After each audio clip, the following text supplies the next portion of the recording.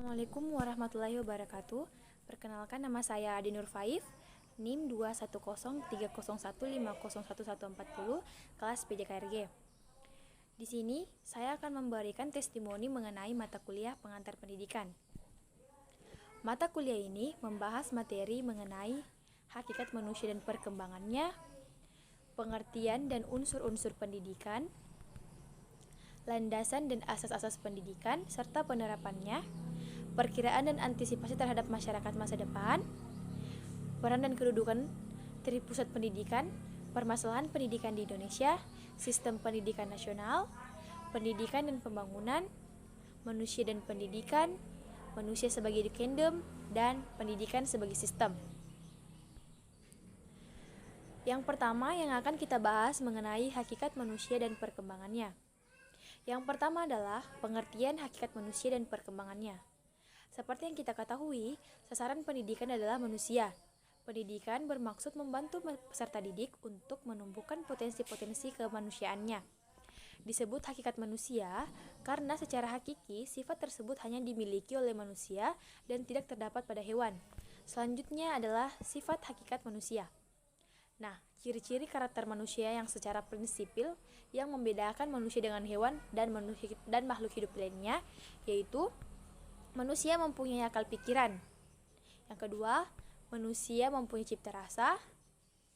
Dan wujud sifat hakikat manusia, yang pertama kemampuan menyadari diri, yang kedua kemampuan berekstensi, yang ketiga pemilihan kata hati, yang keempat moral, yang kelima kemampuan bertanggung jawab, dan yang kelima merasa kebebasan, yang keenam kemampuan menghayati kebahagiaan. Yang kedua yaitu pengertian dan unsur-unsur pendidikan. Pendidikan adalah usaha untuk mewujudkan aktivitas pembelajaran yang dilakukan agar peserta didik dapat secara aktif belajar dan mengembangkan potensi dirinya menjadi lebih baik dari segi kecerdasan, pengetahuan, kepribadian, dan lain-lain. Pendidikan mengandung unsur-unsur seperti subjek yang dibimbing yaitu peserta didik, orang yang membimbing yaitu pendidik, interaksi antar peserta didik dengan pendidik yang disebut dengan interaksi edukatif, tujuan pendidikan, materi pendidikan, alat dan metode, dan lingkungan pendidikan. Yang ketiga, landasan dan asas-asas pendidikan serta penerapannya. Secara leksikal, landasan berarti tumpuan, dasar atau alas. Karena itu, landasan berarti tempat bertumpu atau titik tolak. Adapun landasan-landasan pendidikan meliputi yang pertama landasan filosofi, yang kedua landasan sosiologis, yang ketiga landasan kultural, yang keempat landasan psikologi, dan yang kelima landasan ilmiah dan teknologis. Adapun asas-asas pendidikan meliputi yang pertama asas Tutwuri Handayani, yang kedua asas belajar sepanjang hayat, yang ketiga asas kemandirian dalam belajar. Yang keempat yaitu perkiraan dan antisipasi terhadap masyarakat masa depan. Pendidikan dan sejarah adalah dua hal yang tidak dapat dipisahkan dan selalu berkaitan.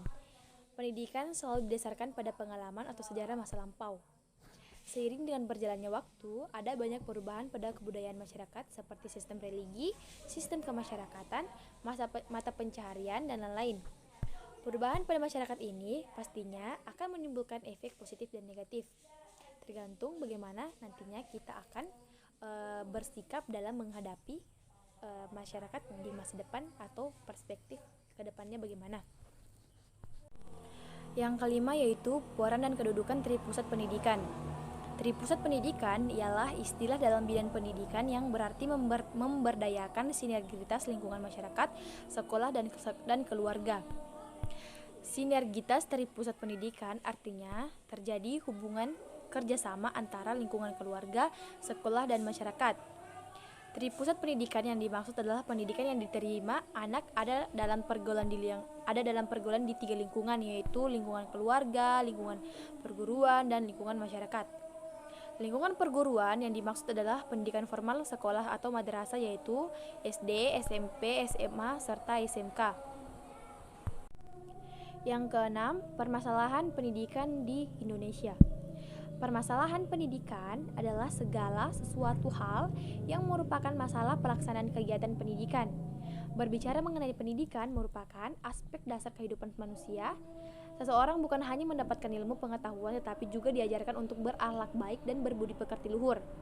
Berbekal pendidikan, seseorang akan menjadi orang yang berguna, bermanfaat, berilmu, sehingga mampu meningkatkan taraf hidup atau memperbaiki nasib ke arah yang lebih baik. Permasalahan di pendidikan yang biasa kita jumpai yaitu yang pertama, keterbatasan jumlah guru terampil. Yang kedua, sarana dan prasarana tidak memadai. Yang ketiga, minim bahan pembelajaran. Yang keempat, mahalnya dana pendidikan. Dan yang kelima, mutu pendidikan rendah. Yang keenam, minoritas bagi kelompok difabel. Yang ketujuh yaitu sistem pendidikan nasional. Sistem pendidikan nasional merupakan upaya terencana dalam mewujudkan proses dan suasana pembelajaran supaya pelajar aktif dalam mengembangkan potensi dirinya.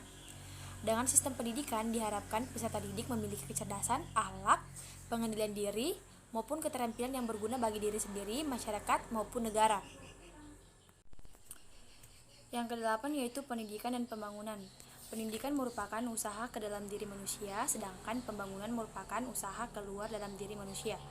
Pendidikan menghasilkan sumber daya tenaga yang menunjang pembangunan dan hasil pembangunan dan dapat menunjang pendidikan, pembinaan, penyediaan saran, dan seterusnya. Yang kesembilan yaitu manusia dan pendidikan. Pendidikan secara sederhana dikatakan sebagai sebuah proses memanusiakan manusia. Abdurrahman Sholih mengatakan, "Man is the core of the education process," bahwa manusia adalah inti dari sebuah proses pendidikan. Hal tersebut menunjukkan bahwa manusia adalah objek dan sekaligus pelaku pendidikan. Nah, pertanyaannya, apa hubungan antara manusia dan pendidikan? Adanya pendidikan untuk mengembangkan potensi manusia menuju manusia yang lebih baik. Jadi, antara manusia dan pendidikan terjalin hubungan kausalitas. Karena manusia, pendidikan mutlak ada, dan karena pendidikan, manusia menjadi diri sendiri sebagai manusia yang manusiawi. Yang ke-10 yaitu pendidikan sebagai sistem. Pendidikan sebagai sistem adalah pendidikan sendiri terdiri dari elemen-elemen atau unsur-unsur pendidikan yang dalam kegiatannya saling terkait secara fungsional, sehingga merupakan suatu kesatuan yang terpadu dan diharapkan dapat mencapai tujuan.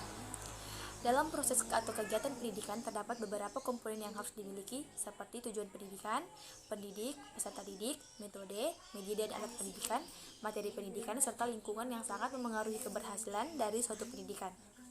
Pada saat sekarang ini, sistem pendidikan di Indonesia masih menganut sistem pendidikan nasional, yang mana pemerintahan lebih memilih peran yang paling banyak dalam menjalankan sistem pendidikan. Sistem pendidikan dikelola secara sentralistik dan berlaku untuk seluruh wilayah Indonesia, yang mana semua komponen pendidikan dan proses pendidikannya diatur oleh pemerintah pusat dan berlaku untuk semua sekolah di Indonesia termasuk sekolah yang di pelosok tanah air. Manfaat mata kuliah pengantar pendidikan adalah sebagai berikut. Yang pertama, mahasiswa mampu memahami hakikat manusia dan pengembangannya. Yang kedua, mahasiswa mampu memahami pengertian dan unsur-unsur pendidikan. Yang ketiga, mahasiswa mampu mengetahui landasan dan asas-asas pendidikan serta penerapannya di lingkungan masyarakat.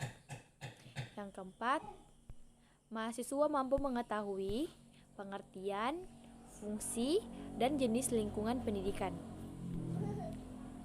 Yang kelima, mahasiswa mampu mengenal aliran-aliran pendidikan. Yang keenam, mahasiswa mampu memahami permasalahan pendidikan. Yang ketujuh, mahasiswa mampu memahami sistem pendidikan nasional. Dan yang kedelapan, mahasiswa mampu memahami keterkaitan pendidikan dan pembangunan. Baiklah, itulah testimoni mata kuliah pengantar pendidikan yang sempat saya sampaikan. Lebih dan kurangnya mohon dimaafkan. Wassalamualaikum warahmatullahi wabarakatuh.